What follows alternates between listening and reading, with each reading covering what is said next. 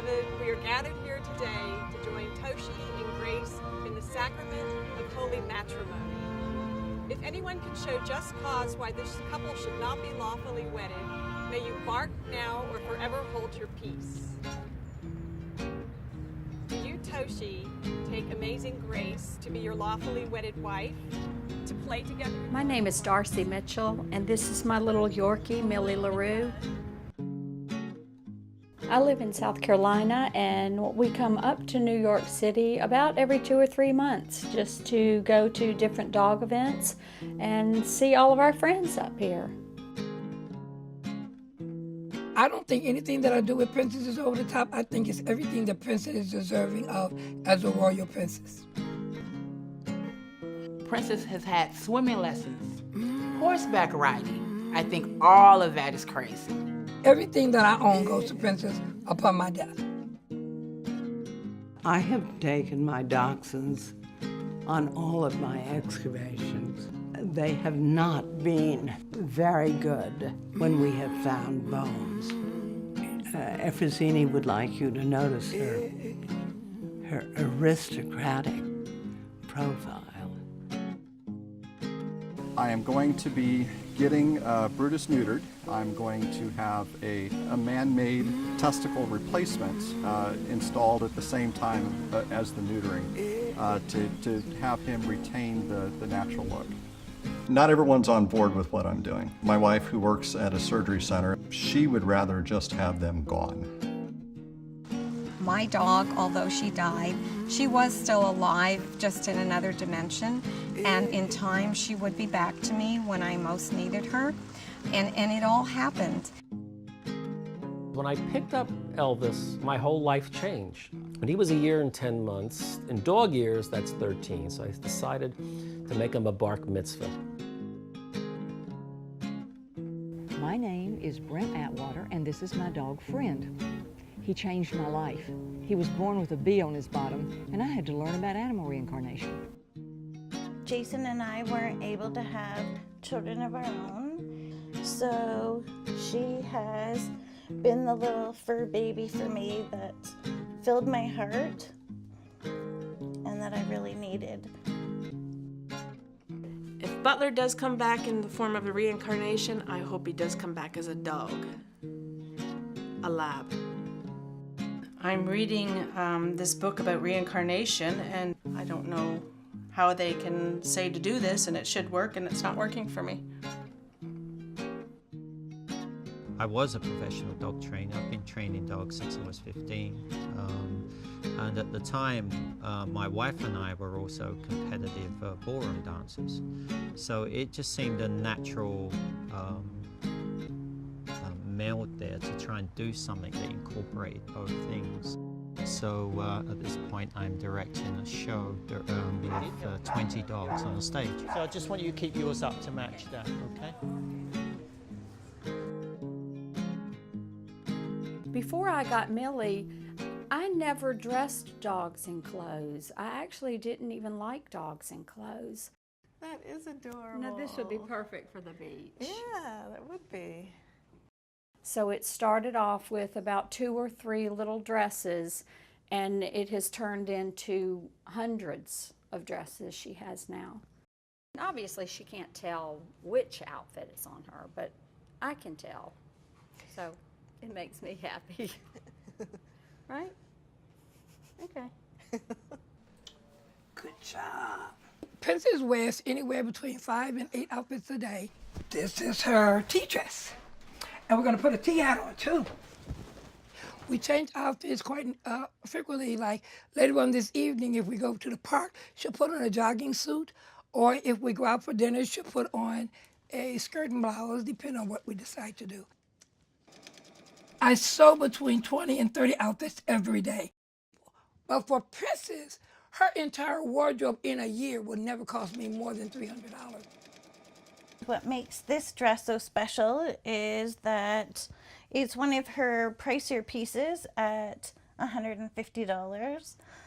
So maybe not something for everyone, but Bella certainly deserves it. There is no dollar value because we love her so much. We don't have a budget where it comes to Bella, and if we don't have enough money for Bella, we just cut back on our own stuff. Most dog people will tell you they're looking for places you can bring your dog. So you look for events to bring your dog. So that's why they go to these doggy events. This is a handmade tallis. This is the prayer shawl. And the yarmulke came from Museum of Jewish Heritage. So this is sort of the little memento of the whole affair of his bar mitzvah. So yes, he did what a 13-year-old bar mitzvah boy would do, a haftorah. We called it an arf Torah. So we had a candle lighting ceremony. We went to Chinatown in New York and bought little wind-up dog toys and put helium balloons on. So he had sort of an entourage of about 10 wind-up dogs came down the aisle first, and then he finally entered with his yarmulke and tallis. You know, after having a bar mitzvah, a lot of people say, what are you going to do next? You know, what can you do next? Well, he's a boy, so we can't have a sweet 16. So I guess the next rite of passage would be a wedding.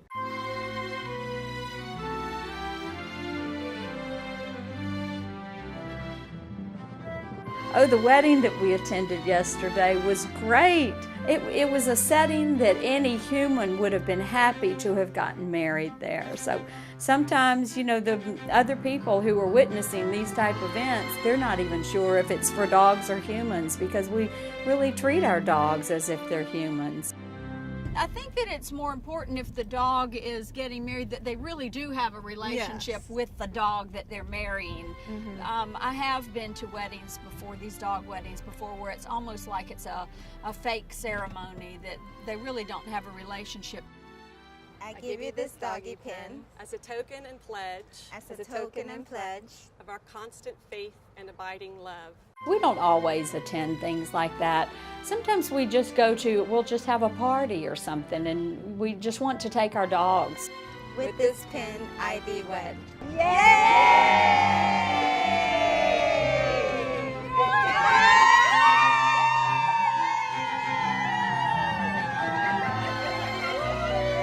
It's the weirdest thing I've ever seen. You're not going to believe what we saw in New York at Central Park. Millie does not have a boyfriend, and she doesn't plan on getting married anytime soon. I don't know that Millie will ever get married. Oh, Princess and I have a routine of getting up in the morning, having prayer, eating breakfast, taking showers, going for a walk. We have a morning meeting during breakfast, and we talk about what we want to do. And fortunately, in that time that I got Princess, I was going through a lot of trials in my life and needed someone to be close to, and she filled that void, and we took care of each other. Stay.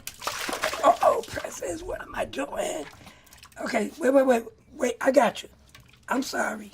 I'm a retired nationally awarded educator from the city of Chicago. The job brought me such excessive stress that I had several strokes and seizures as a result of the stroke, and Princess became my service animal. Within 15 minutes of having a major stroke, she can let me know that I'm about to have a seizure. Ready for your cologne? She trained herself instinctively, but to have it done legitimately, a friend of mine who trained animals trained her for me to make sure that she was trained properly according to the service animals training. Remember, don't stare at other people's dogs. It's not helpful to the dog. It puts the dogs way under pressure. So it's okay to look towards their direction, but don't look in their eyes. It makes them worry, basically. They think they've done something wrong. Out! I'm a professional dog trainer, but I like to incorporate dog training as a performance art. So at this point I'm directing a show with 20 dogs on the stage. And it just incorporates the elements of dance, dog training and protection training all on the same hour and a half. If you're not sure what to do, make a good guess on what your character would be doing at that particular time. If you're overdoing it, I'll tell you. The concept of dogs dancing, when it first came out, I mean, it was, as a guy, I was the only guy. And for other guys to say that, well, there's this guy going around dancing with his dog was, I mean, it was just ridiculous to people. I don't don't really say anything to the naysayers. Either you're a person who enjoys to do things with your dogs or you're not. I have met some of the most wonderful people through Millie that I would have never have met any other way. So it's not just about the animals. It's not about our pets. It's about the people that we've met through doing this. We do not have DOGA in South Carolina, so I'm really excited about taking this class. Hi, Deborah. See you. We're ready for DOGA. We're excited. Hi. This is Darth. So breathe in fully and deeply, and exhale everything out. And then inhale for Om. Move it around very, very gently. It was not what I expected at all. I thought that it would be very easy going and you would just sit there with candles lit in a dim room. But there was a lot of stretching and burning of the muscles, and Millie was very upset because she's not used to seeing people laying around on the floor. So she was running from person to person, licking their face, trying to revive everyone. I think that she thought that everyone was injured. I don't know if the dog loves to be dressed up that much all the time and walk around in some of these fancy costumes. I could find more valuable things to do in my life than to be continually doing that. But for others, it's a hobby. And you know what? God love them, God bless them. I really love this outfit on Bella because it's so feminine and frilly and ruffly.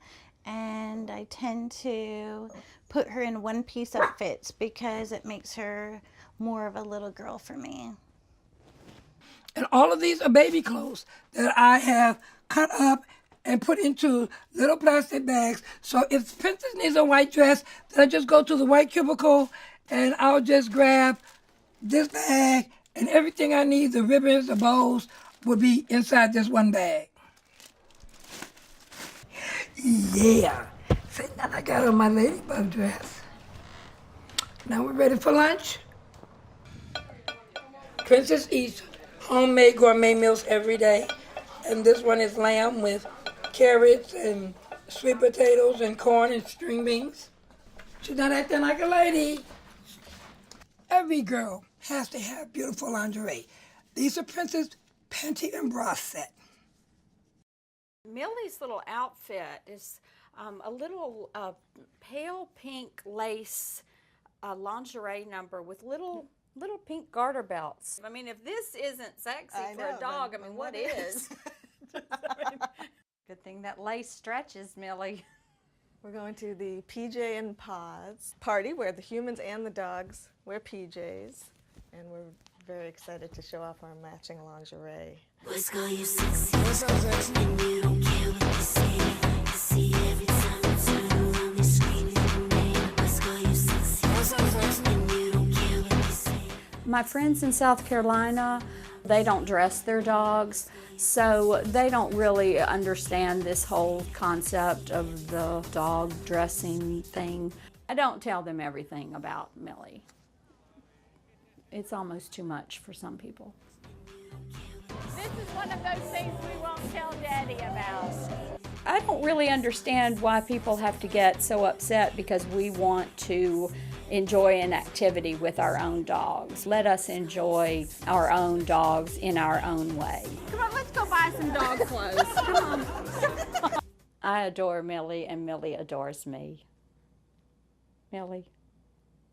Hey, Millie. Well, this isn't looking good.